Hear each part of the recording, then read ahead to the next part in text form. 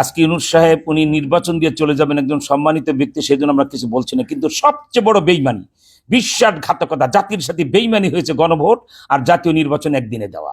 ভারত যা অব্যাহতভাবে যা করতে, সেটা আমরা কি করব? ভারত থেকে শেখ হাসিনা এবং খুনি এবং খুনিদের দোষর যারা, হাদির খুনি যারা, এদেরকে প্রচন্ড চাপ দিতে ভারতকে জাতিসংঘের মাধ্যমে। কেন সে আমার খুনিকে জায়গা দিবে?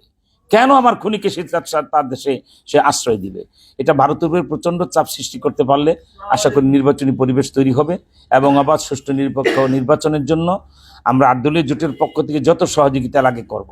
কিন্তু কেউ যদি কোনো রকমের নির্বাচনী বৈতরণী পার হয়ে ক্ষমতায় যাবার নতুন ফেসিস্ট হতে চান, এটা এবার আমরা রুখে দেবো ইনশাআল্লাহ। বিষয়টা একদম পরিষ্কার। যেভাবে থানা থেকে অস্ত্র লুট হয়েছে, আজকে প্রায় ১.৫ বছর পার হয়ে গেল, এখনো সে অস্ত্র উদ্ধার হয় নাই।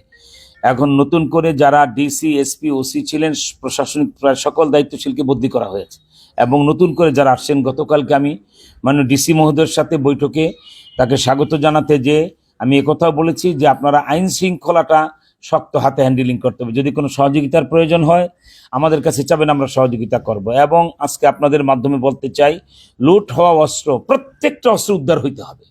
এবং লুট হওয়া অস্ত্র থেকে কিন্তু মোল্লাকান্দিতে যে 3টা মার্ডার যে হলে লুট হওয়া অস্ত্র থেকে, অবশ্যই এগুলাকে তারা উদ্ধার করতে হবে। এবং নির্বাচনে একেবারে একটা সুন্দর মসৃণ পরিবেশ হয়, সকলের জন্য সমান সুযোগ থাকে, এরকম একটা পরিবেশ তৈরি করতে হবে। আর তারা যদি না করেন, দেখা যাবে নির্বাচনের মাঝপথে বড় বড় দলগুলি যদি আমরা নির্বাচন বয়কট করি, তাহলে নির্বাচন হবে না দেশে। আর নির্বাচন আমাদেরকে নিয়ে করতে হলে নির্বাচনী পরিবেশ সরকারকে তৈরি করে দিতে হবে। মুন্সিগঞ্জে লোকালভাবে আমি বলবো, মুন্সিগঞ্জ সদর থানা থেকে যে অস্ত্রগুলি লুট হয়েছে, এগুলি আগামী 1 সপ্তাহের ভিতরে উদ্ধার করে সরকারকে ডিসির মাধ্যমে ঘোষণা দিতে হবে সকল অস্ত্র আমরা উদ্ধার করতে সক্ষম হয়েছি, এবং সেগুলি প্রদর্শন করতে হবে, দেখাতে হবে এই অস্ত্রগুলি লুট হয়েছিল, এগুলি আমরা উদ্ধার করতে সক্ষম হয়েছি। এই গণভোটের যে বিষয়টা, এটা আমাদের ৮ দলীয় জোটের অন্যতম দাবি ছিল যে গণভোট আলাদা দিনে হবে, নির্বাচন আলাদা দিনে হবে। আজকে ইউনূস সাহেব উনি নির্বাচন দিয়ে চলে যাবেন, একজন সম্মানিত ব্যক্তি, সেই জন্য আমরা কিছু বলছি না। কিন্তু সবচেয়ে বড় বেইমানি, বিশ্বাসঘাতকতা, জাতির সাথে বেইমানি হয়েছে গণভোট আর জাতীয় নির্বাচন একদিনে দেওয়া। কারণ মানুষ নির্বাচনের দিন একটা গণ্ডমূর্খ বুঝে প্রত্যেকটা নাগরিক যার যার প্রার্থী নিয়ে ব্যস্ত থাকবেন, তার প্রতীক নিয়ে ব্যস্ত থাকবেন। আমি আমার প্রার্থীকে ভোট দেব, সেদিন হা নাই ভোটের গুরুত্ব মানুষ বুঝবে না।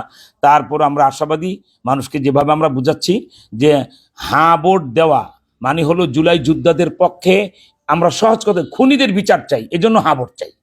এই জন্য যেন কেউ না ভোট না দেয়, না বুঝে।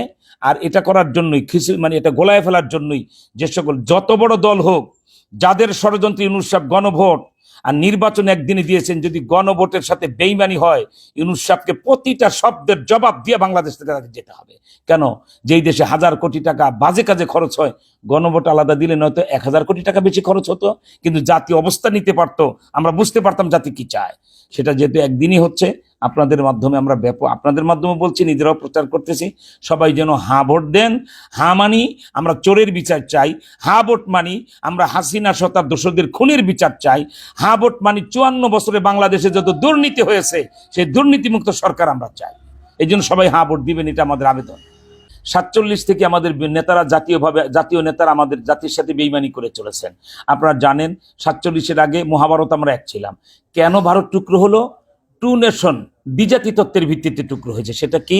আমাদের নেতা মোহাম্মদ আলী জিন্না, সেই পাকিস্তান নেতারা বললেন, আমরা যদি পাকিস্তান নামে আলাদা রাষ্ট্র করতে না পারি, তাহলে হিন্দুদের সাথে আমাদের ধর্মকর্ম আমরা ভালো করে পালন করতে পারবো না, ইসলাম দিয়ে চলতে পারবো না। পাকিস্তান হলে ইসলামী প্রজাতন্ত্র করে আমরা কোরআনী শাসন কায়েম করব। কিন্তু সেই মোহাম্মদ আলী জিন্না, ইয়াহিয়া খান, টিক্কা খান, ভুট্টু খান, বাংলাদেশে শেখ মুজিব, জিয়া, এরশাদ, হাসিনা, খালেদা, সবাই এই 46 বছর, কি বলা হয় 74-75 বছর ধরেই আমাদের সাথে বেইমানি করে চলেছে। ইসলামের নামে পাকিস্তান আলাদা করে আজও ইসলামের পক্ষে কেউ একটা আইনও করে নাই। সেজন্য এবার নির্বাচনে এই জাতি সিদ্ধান্ত নিয়েছে, ইসলামী দল ছাড়া কেউ ইসলামী আইন জারি করবে না। নবীজিকে গালি দিলে তাকে মৃত্যুদণ্ড দিবে না, চুরি ডাকাতি করলে তার শাস্তি দিবে না, এবং দলীয় সন্ত্রাসীরা যারা চাঁদাবাজি করে তাদেরকে বিচারের আওতায় আনবে না। তাই গোটা জাতির এবার স্লোগানটাই হলো, সব দল দেখা শেষ, এবার আল ইসলামের বাংলাদেশ। এবং আরেকটা স্লোগান আপনারা জানেন, 47 আমাদের স্লোগান ছিল ইংরেজ খেদাও।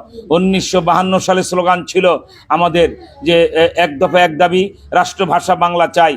1971 সালে আমাদের স্লোগান ছিল, 1971 সালে আমাদের স্লোগান ছিল পদ্মা মেঘনা যমুনা তোমার আমার ঠিকানা। এবার 26 সালে জনগণের স্লোগান হলো তোমার আমার ঠিকানা কোরআন হাদিস ওলামা। অর্থাৎ কোরআন হাদিস ছাড়া রাষ্ট্র শাসন করতে দেব না, ওলামা একরাম ছাড়া লালটু বল্টু চাঁদাবাজ খনি সন্ত্রাসী লম্পট বাটপার কাউকে এবার এমপি মন্ত্রী আমরা হতে দেব না।